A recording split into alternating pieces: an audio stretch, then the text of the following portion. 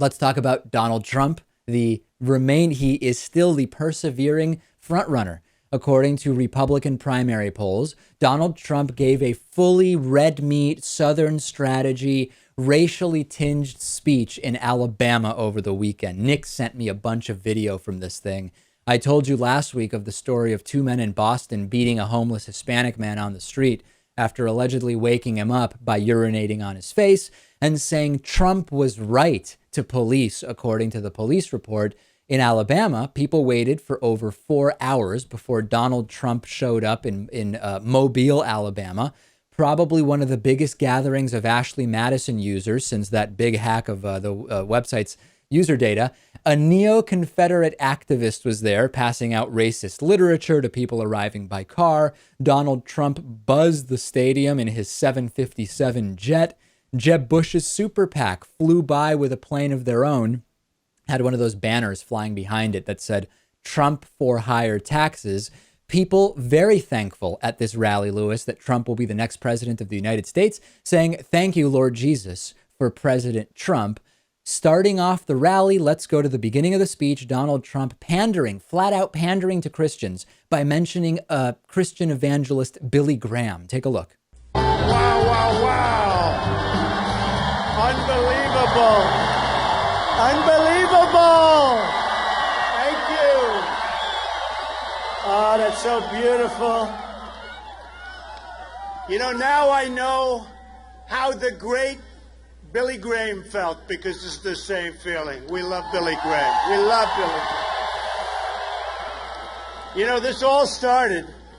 We had a hotel, and we were going to have about 250 or 300 people. And the hotel was great. They called. They said, something's happening here. We can't hold this. This is crazy what's going on. And then we went to the convention center, and they can have 10,000 people. And we're all set, and we're excited. And the next day they said, too many people. We can't put them in. So we came here.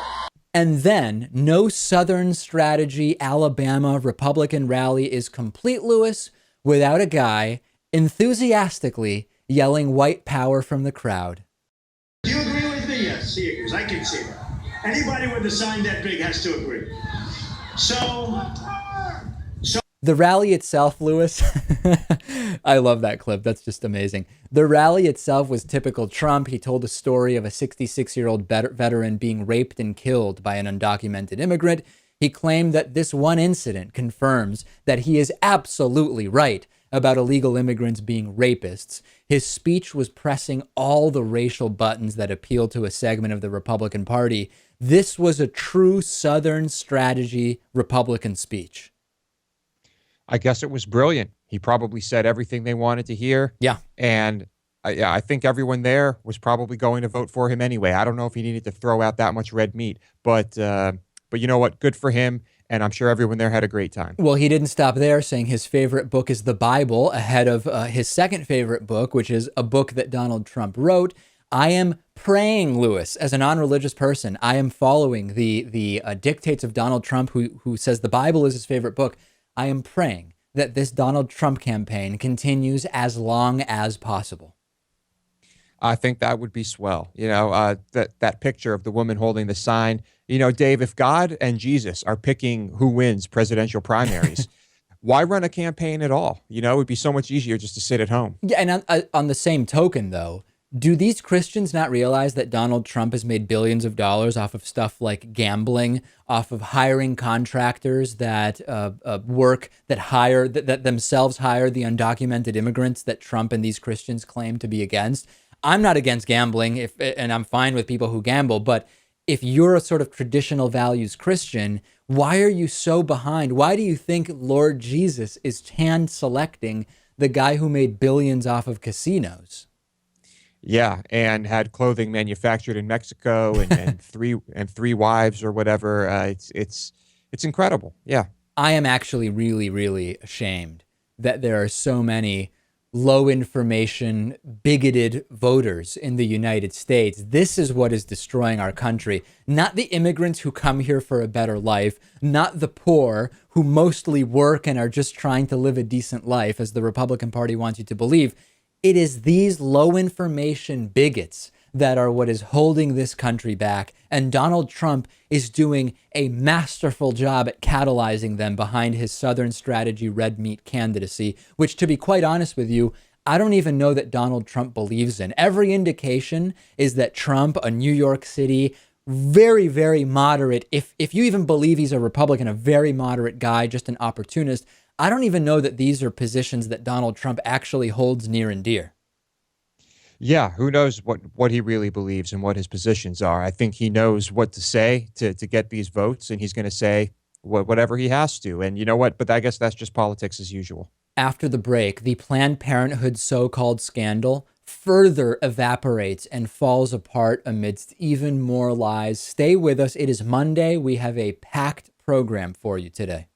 How could Bernie Sanders win the 2016 election and or the Democratic primary? Micah Cohen, Harry Enton, and the great Nate Silver from 538.com had a discussion about, pragmatically speaking, how could Bernie Sanders win? And I'll give you some of the highlights of it. Nate Silver came in and right off the top said, a bigger shock to the Hillary Clinton environment, to the Hillary Clinton system, bigger than the email scandal is going to be necessary. So Nate Silver saying it's going to be tough for anybody to, aside from Bernie Sanders creeping up in favorability and Hillary Clinton's favorability dropping and some positive poll numbers for Bernie Sanders in New Hampshire and other states, without a bigger scandal for Hillary Clinton, Nate Silver says it will be very tough for Bernie Sanders to win the nomination. Even then, the thought from Nate Silver is that if there's another more establishment candidate, like Joe Biden, for example, that party insiders would likely turn to Joe Biden before they turn to Bernie Sanders, but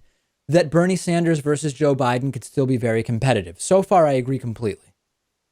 Yep, it sounds reasonable. Momentum through the early primaries, Iowa and New Hampshire. If Bernie Sanders were able to win in Iowa and New Hampshire primaries, you all of a sudden get much more name recognition, which is something that's been holding Bernie Sanders back. He does really, really well among people who know who he is. Among people who don't know who he is, he understandably doesn't do quite as well. Winning a couple of early primaries could turn things around and really change the dynamic of this race. And the other thing, and we've talked about this before, if Bernie Sanders can cut into Hillary's support from Black Americans, that would greatly improve his chances. Currently, Hillary seems to be, in the recent polls I've looked at, on top of Bernie Sanders in terms of support from Black Americans, 70% to 10%. That's going to make it very difficult to do well in the early primary state of South Carolina, where there are a lot of Black Democratic voters. If Bernie Sanders can cut into that lead, he has a much better shot. Yeah, I mean, fortunate that that New Hampshire will be coming in early and a place where people know Bernie Sanders, presumably. But even the name recognition there, winning that primary will not be enough to rally the Black vote in a place like Alabama. The other factor in terms of looking at how Bernie Sanders could win, if lots of independents vote in the states where they can vote in Democratic primaries, that would be really good for Bernie, because Bernie Sanders is doing far better among left-leaning independents than he is among Democratic establishment voters. Now, South Carolina is one of those states. Hillary is currently up big in the South. For example, in the state Lewis just referenced, Alabama, Hillary is up 78 to 10. So independent voters choosing to vote in the primary, the Democratic primary, specifically to support Bernie, would also be a really big thing. And then the last thing here is to catalyze undecideds and less involved folks. So for example, if we look at Idaho, the Idaho caucus, President Obama won the Idaho caucus in 2008 with 60% of the vote. Hillary is currently tracking 44% in early Idaho polling. This means that there is the opportunity for someone like Bernie Sanders to pick up delegates there. Remember, it's not all or nothing in a lot of these states, and that could also play in Bernie's favor. It's yes, it's still a long shot, but I'd like to remain optimistic here. I was in touch with friend of the show, David Sparks, who's from Ohio, the other day, and he told me that a man named John Felton, who's a Black American, posted a video to his Facebook page of being pulled over by police in Dayton, Ohio, and ultimately told that he was pulled over for making direct eye contact with the police officer. This is absolutely crazy. John Felton posted on Facebook that Dayton police trailed him for almost 2 miles before pulling him over in front of his mom's house. The initial reason, and I don't know that anybody has played this video, Lewis. This is something that was sent to us directly. I've been in touch with John Felton, who is the man in the video. He initially asked about why he was pulled over. And he was pulled over, as I'll play for you, not because he didn't use his turn signal, but because the officer believed he didn't use his turn signal 100 feet before initiating the turn. We're talking about a technicality of technicalities here. Here's part 1 of the video.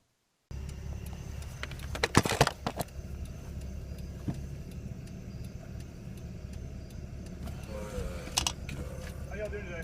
Good. My name's Officer Betsy, Dayton Police Department. The reason I'm pulling you over today, sir, is because you didn't signal 100 feet prior to your turn. I saw What? you turned your turn signal on, but you didn't turn it on 100 feet prior. Did I say he was going to do all this? I watched you trail me the whole time. I said, well, I don't know why this cop is behind me. I'm glad I got my video camera on too. Well, I did signal. Okay. I did signal. You just needed a reason I am to pull me acknowledging over. that you did signal. Okay, I'm acknowledging that you signaled. You just didn't do it 100 feet prior to your turn. You just needed a reason to pull me over, sir. Okay. Is there a reason other than that? Because I did signal. Do you have your license and insurance on you, sir? I have everything. Okay. So after this, the officer goes back to the police car, eventually comes back, and reveals the real reason why he chose to pull Mr. Felton over. Mr. Felton having a sense that this explanation, well, you signaled, but it wasn't exactly 100 feet before you turned. And now it turns out that there was another factor here that made the officer pull over Mr. Felton. I will warn you, there is some strong language here. Take a look. No disrespect. I don't have nothing against police officers, but all the shit that's going on now, that's some scary shit. To have a police officer just trailing you, and then you just pull me because you said I didn't signal.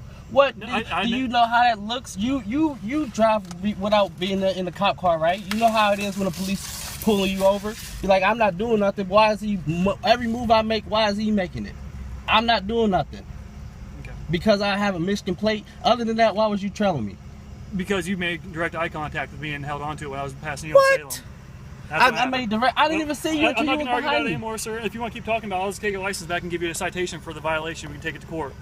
That's right, because you made direct eye contact with me. A stunning admission, Lewis. Direct eye contact, and you get pulled over. Is direct eye contact considered probable cause or suspicious activity now? I think in this case, I'm not sure if the explanation was that he started trailing this man because of the eye contact, or he basically pulled them over because of the eye contact. We can say with certitude that the trailing started because of eye contact. And, I would assume that his superiors would condemn this. It's pretty absurd. If they even became aware of it. As David Sparks told me, other notably racially tinged incidents involving police in Dayton recently. John Crawford was shot in Beaver Creek, Ohio, which is about 15 miles from Dayton. Kylan English, who police claim broke out the back window of a cruiser and propelled himself while handcuffed out of the window of a cruiser and ran and jumped off a bridge. That is another story from the Dayton, Ohio area. And David Sparks himself saying he gets a lot of complaints all the time about street harassment. His wife is black, and he says that she was stopped several times just driving to her parents' house. They live in an upper income, mostly white suburb.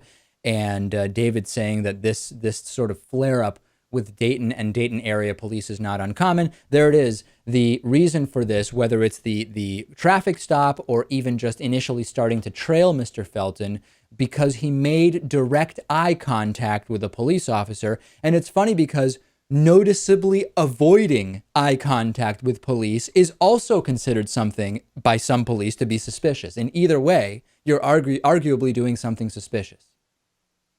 Yeah, pretty amazing that despite knowing that he was being recorded, he admitted that the trailing started because of this eye contact, like as if that's some type of normal thing that's just perfectly okay.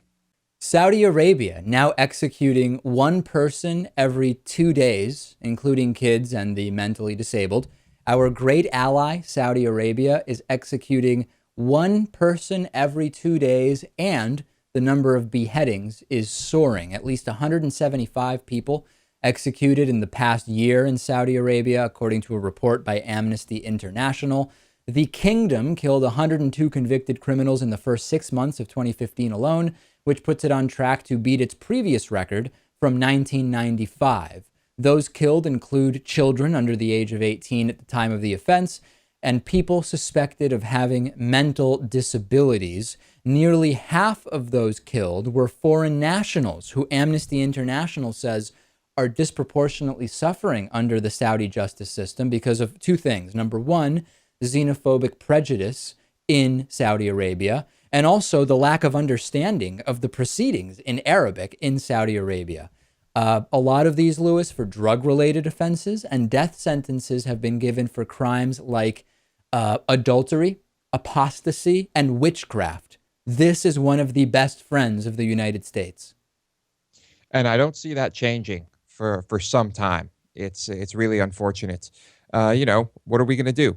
Honestly, being allies with this country has its benefits, and it may be important to maintaining stability in the Middle East. Maybe we just have to deal with this. Is that a possibility? Well, this is certainly the argument that everybody who's up for keeping this partnership and this alliance going are making, right? And it's even more egregious than what I've told you. I mean, that some of these executions are being carried out in public. Some of them are beheading. So Saudi Arabia is not only putting people to death for sorcery, for example, but they are beheading people in public. This is the depraved of the depraved among countries that still have the death penalty. Yeah, and I'm trying to imagine how many people are being jailed over ridiculous reasons as well. I mean, if this many executions are happening, how many people are being jailed over this garbage? Shocking story that is dominating the corporate news headlines right now. Two journalists in Roanoke, Virginia, who were working for the news station WDBJ, were killed in a shooting this morning that took place during a live broadcast. The reporter was Allison Parker. The photographer, videographer was Adam Ward. They died shortly after the incident. And the craziest thing is that the entire thing was caught on camera because they were live at the time. The video, which we are not going to play it. There's sort of a question about whether, as we've talked about, local news stations are very, very aggressive with any shows like ours using their clips. And it is quite disturbing, and I'm sure our audience can find it on their own if they want to. You hear the gunman firing 6 or 7 times, and as the camera falls to the ground, you actually briefly get a shot of the gunman. Authorities initially unsure who the gunman was. We have now found out that the individual they are looking for is, in fact, I'm sorry, his name is escaping me now. Vester Flanagan, 41 years old, who the confusion comes that on air, this is a former employee of WDBJ. He was known as Bryce Williams, even though apparently his legal name is Vester Flanagan. Initially, his picture was circulated from that still image of the live broadcast video. Eventually, Vester Flanagan posting video of himself shooting the individuals, basically removing all doubt that this is the individual police are looking for. And this is, of course, incredibly disturbing. There is there starting to be some reports, Lewis, that this is a disgruntled former employee of WDBJ and that may be a factor here. As we speak, he is live tweeting about eluding the police. I read something that says that he may have even killed himself, but he was tweeting that essentially confirming he was a disgruntled employee. He said Allison made racist comments. He said that the cameraman went to HR after working with him for 1 day. And, well, clearly there was something very wrong with this guy. So, yes, the HR journey was probably a correct one. So we will follow up on this story. That, as Lewis is saying, the news is breaking as we're doing this. The one thought I have about this is incredibly tragic, and we are hearing the stories of the significant others of the individuals who were victims here, and how I believe at least one of them, if not both, also worked for WDBJ, and finding out about this literally live as it was happening. Incredibly tragic. But let's also remember that more public does not mean more tragic. There are so many killings, senseless killings like this in our country every single week. And just because most of them are far less public doesn't mean that they're any less tragic. Right. This one, for for obvious reasons, is making headlines. And I've read that he even recorded the video himself, Right. which he posted. Yeah, it's incredible. And so, of course, when there's video, well, we have the internet and you see what happens. At a press event in Iowa yesterday, Donald Trump had Univision news anchor Jorge Ramos removed by security after he asked, apparently, too critical of a question about immigration. Let's take a look at the video. Donald Trump saying, "Sit down, go back to Univision." Then Trump appears to signal to security to his left, and security escorts the Univision anchor out of the conference. Let's take a look. Okay, who's next? Yeah, please. Excuse me, sit down. You weren't called. Sit down. Sit down. Sit down. Go ahead. No, you don't. You haven't been called. Go back to Univision. Go ahead. You cannot deport 11 million. Go ahead. You cannot deport 11 million people. You cannot build a 1900 wall. You cannot deny citizenship to children in this Sit down, please. Those ideas. You weren't called. I'm a reporter and don't touch me, sir. Don't touch Go. me, sir. You cannot touch me. I have the right to ask a question. I have the right to ask a question. Yes, go ahead. Hi, that's Jorge Ramos Hi, of Jim, Univision. yes. He's being escorted out of the room. He was asking a question, and Donald Trump No, says I he wouldn't didn't do call that. on him. She That's why actually he should be is being apologizing. removed. Jorge But I Ramos would not. refused to back down. Let's. I don't know. I mean, I don't know really much about him. I don't believe I've ever met him, except he started screaming, and I didn't escort him out. You'll have to talk to security, whoever security has escorted him out. But certainly he was not chosen. I chose you. I chose other people to answer. I mean, you're asking me questions. He just stands up and starts screaming. So, maybe he's at fault also. Reportedly, Jorge Ramos returned sometime later. Ben Jacobs tweeted, he is back at the Trump presser. So this is just amazing, Louis. Donald Trump is complaining that someone was rude at his press conference. What about calling women fat pigs on national television during a debate? Is that rude when Donald Trump did that? And the funniest thing about this is that if Donald Trump did the same thing at a debate or anywhere because he had some garbage he wanted to say, he would be praised by his clown followers for being assertive and strong. But the Univision anchor, Jorge Ramos, was being disrespectful and rude because Donald Trump ignored him when it was when he was trying to ask a question.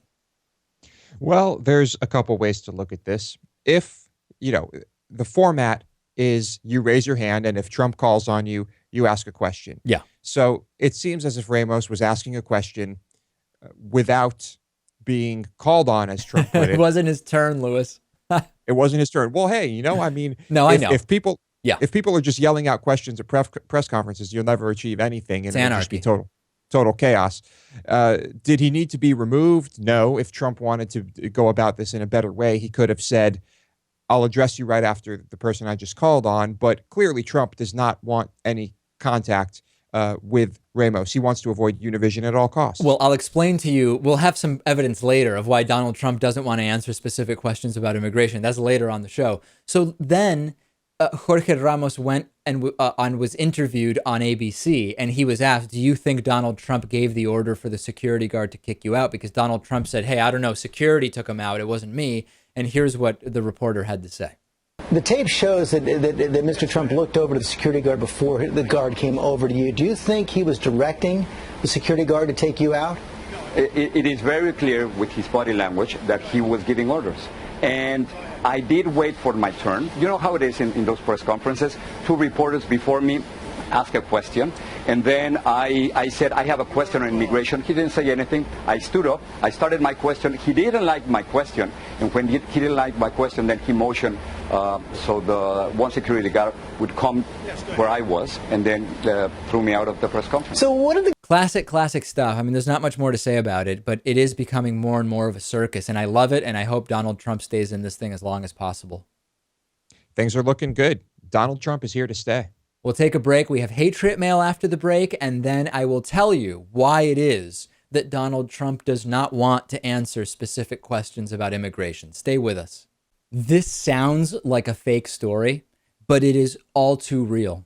David Duke, the former Grand Wizard of the Ku Klux Klan and a self-described racial realist known to many as a white separatist or white supremacist, says that none other than Donald Trump is the best Republican candidate for president because he understands the real sentiment of America. You might remember that David Duke unsuccessfully ran for president in 1988. He later served in the Louisiana House of Representatives. He says that Donald Trump's experience as a salesman and his great sense of what people want to buy makes him the best candidate. And he loves Trump on immigration. Quote, I praise the fact that he's come out on the immigration issue. I'm beginning to get the idea that he's a good salesman, that he's an entrepreneur, and he has a good sense of what people want to hear, what they want to buy. I think he realizes that his path to popularity toward power in the Republican Party is talking about the immigration issue, and he has said some incredibly great things recently. David Duke said he wasn't sure if Donald Trump's proposals are sincere or sort of just a way to get the nomination, but he really likes what it is that Donald Trump is doing. You can't write this stuff, Lewis. The former Grand Wizard of the KKK, one of the most well-known white separatists in the country, thinks Donald Trump is the way to go. What an endorsement. Yeah. Good for Trump, I guess. I think Trump probably won't comment on this. But who else would David Duke go for at the moment? It's got to be Trump. I would love to know how that outreach to minorities is going, right? David Duke endorsements for Republican candidates. Is anyone really shocked that a fringe conservative who has ties to the KKK and promotes the idea of white supremacy is supporting Donald Trump? Does it really shock anybody in our audience? It doesn't shock me. No one listening right now is surprised. As proof of the fact that I don't think Donald Trump has any clue what he's talking about, we now go to video of Donald Trump over the weekend being interviewed by George Stephanopoulos on ABC's This Week. If you don't like cringing, you might want to tune away from this next segment. Donald Trump has talked for a while now about his immigration ideas. He's going to deport the illegal immigrants. He's going to build a wall, blah, blah, blah. George Stephanopoulos decided to speak very specifically to Donald Trump about how he would do that. Let's discuss the costs. Let's discuss how it would be done. And Donald Trump imploded, completely fell apart. It became abundantly clear he has no idea what he's talking about. Let's take a look at this video. Brace yourselves. Get the children out of the room because this is absolutely cringeworthy. Take a look. Look at this from the American Action Forum conservative group. They say the federal government would have to spend roughly $400 to $600 billion to address the 11.2 million undocumented immigrants. Each immigrant would have to be apprehended, detained, legally processed, transported to his or her home country. In turn, this would shrink the labor force by 11 million workers, reduce real GDP by $1.6 trillion. Are you willing to pay that price, and where are you going to get the money? Well, first of all, they're wrong. And, Jeb is a very low-energy person. He'd never be able to do it. He's the one that said they come out of an act of love, okay? This is an act of love. These are people coming, and many of them, you look at what's happening with the crime, many of them are really causing tremendous problems. And they would be out really fast, immediately. First day we start that movement. We need a wall. We have to get a wall. We need great security, and we're going to have a wall that will be not let people in, George. And by the way, legally, if you're legal, you can come in, and we'll But let me press you on the cost right there, Mr. Trump. They're saying $400, $600 billion. It would require a big government apparatus to take everybody down. If you don't think those numbers are right, how much is it going to cost, and where are you going to get the money? Well, it's costing us $130 billion a year, and that's peanuts compared to what the real cost is, George, for the way we have it now. You have so many illegals. We don't even know how many illegals. I hear 11 million. I hear 30 million. The government has no idea. We have lost control of our country. We've lost control of our borders. The government has no idea how many illegals there are. I've been hearing 11 million for 5 years. Then the other day I heard 30. Nobody has any idea. So if there's no idea, how are you going to round them all up? Where are you going to get the money? Where are you going to get the forces? Exactly how are you going to do it? What are the specifics here? George, it's called management. The first thing we have to do is secure the border, but it's called management. And we'll get people back in. The really good ones, we're going to expedite it so they get back in, so they can at least come in legally. But you we keep have to declaring how you're going to do it, but you don't say how. Excuse me, George? You declare how you're going to do it, but you don't say how. George, I'm telling you, it's called management. You can do this, and we can expedite the good ones to come back in. And everybody wants that, but they have to come in legally. We have a country We have to have, we're a country of laws. We're a country of borders. How can you have a country without a border? That's right, Lewis. Donald Trump would do it through management. Well, I'm convinced that sounds like a pretty logical strategy to me. Management. He is doing what many politicians are guilty of, and that's making promises and saying you're going to do things with no explanation as to how, and usually things that are very expensive. But can he manage his way through this? I don't think so. And, never mind that the costs combined with the GDP loss would be staggering. Never mind that Donald Trump claims to be a small government conservative, and what he's suggesting would be a hugely intrusive, large government apparatus, as George Stephanopoulos accurately points out. I wonder, this is the concern I have, because it's obvious Donald Trump knows nothing about immigration. Will the Trump fans abandon him when they realize that he doesn't even understand his own ideas, many of which would require absurd government spending or intrusion, which conservatives claim to oppose, as well as violations of U.S. law or trade policy? Will the Trump supporters abandon him when they realize that, or are they sticking with him? I don't see his followers abandoning him. I think he's already made it pretty clear that he doesn't understand these issues, and they're sticking with him. How much worse is it going to get? I guess if he wins the primary and has to debate whoever, it might become more clear. But are they going to vote for the Democrat after that? No. Probably not. And if you look at some of the comments online to video clips of this exchange and news articles written about this, there are conservatives who are saying, oh, George Stephanopoulos was being overly aggressive and sandbagging Trump. George Stephanopoulos just asked the question, how will you do this? And then said, hey, here's some data about this. How will you do this? And Trump had no answer other than management. If your critique is of George Stephanopoulos, you're either willfully ignorant or just blind to the reality of that exchange. It was like being angry at Katie Couric for asking Sarah Palin, what do you read? And, was that sandbagging? I don't think so. Was that gotcha journalism? Lewis, that was a completely unfair question. Nobody knows what they read unless they've been prepped on what they read by their staff. And that was absolutely gotcha journalism. Yes. Well, her staff, I guess they weren't predicting a question like that. It seems like an easy one. Make sure to follow me on Twitter, twitter.com/dpacman, and follow producer Lewis on Twitter. He's at Lewis Motomedy. Back after the break. Hey, I've got some video footage that I think you're going to love.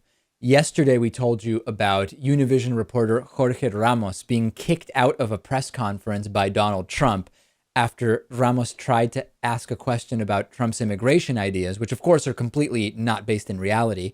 Trump signaling to his security kicking out the Univision reporter. There's video now from behind the scenes after the reporter was kicked out, where a Trump supporter comes over and tells Jorge Ramos, who is an American citizen, mind you, to get out of my country. You're going to like this. This is audio. This is video. This should be playing 24/7 on corporate media, but it isn't. Prepare yourselves, ladies and gentlemen. I just love this clip. Take a look. You're very rude. It's not about you. It's not about... Get out of my country. Get out. This is not about you. I'm a U.S. citizen, too. Well, whatever. No, Univision, no. It's not about you. It's not about you. It's about the United States. No, it is. It is about the United States. I love it, Lewis. Get out of my country. I'm an American citizen. Like, which country would I go to? I love it. Every single time this happens, it's just the best. I guess the idea is to go to any other country because this is like the epitome of the I don't want to insult everyone. No, but this is, like let me speak. I know exactly what you're getting at, Lewis. Okay. Let me say it in a way that I think is accurate. Okay. This is a perfect representation of the type of xenophobia that is being catalyzed and coalesced by the Donald Trump campaign. This doesn't mean Donald Trump is personally racist. It doesn't mean every Trump supporter is racist or xenophobic, but it tells us that there is this coalescing of a certain type of anti-immigrant xenophobia, anti-Hispanic xenophobia that is getting behind Donald Trump in a serious manner. And, I once again, I don't want to insult people, but historically, when you look at people who kind of spew this type of rhetoric, who are they? How does history look at those people? And what did that lead to?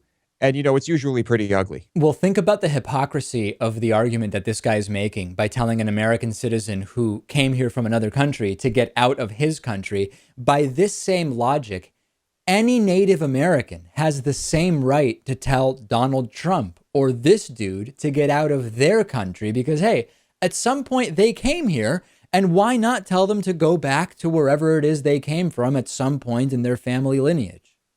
That's what I would like to see, a debate between the man in this video and a Native American who says, I want you out of my country. That would be fascinating. This type of person who callously tells Jorge Ramos to get out of his country in spite of Ramos being a U.S. citizen is the type of person, one of the types of people that makes those around the world hate the United States. It is exactly this type of nut who catalyzes that disdain for Americans. And of course, the majority of Americans are not like this guy. But this guy represents so much of what is wrong with this country that it impacts those around the world. Now, you might say, Lewis, this is the United States. Why do we care what people around the world think about us? And that's a pretty unpragmatic way of looking at the realities that we don't just exist in a vacuum. In fact, Donald Trump talking about immigration proves to us that what happens in other countries does matter. Like Barack Obama said, and like Ronald Reagan said, we are citizens of the world, right, Dave? No question about it. So a sentiment shared by people on both sides of the political spectrum, at least anecdotally. Get out of my country. I'm an American citizen, and it doesn't really get any better than that. We'll take a break. Be back with more after this.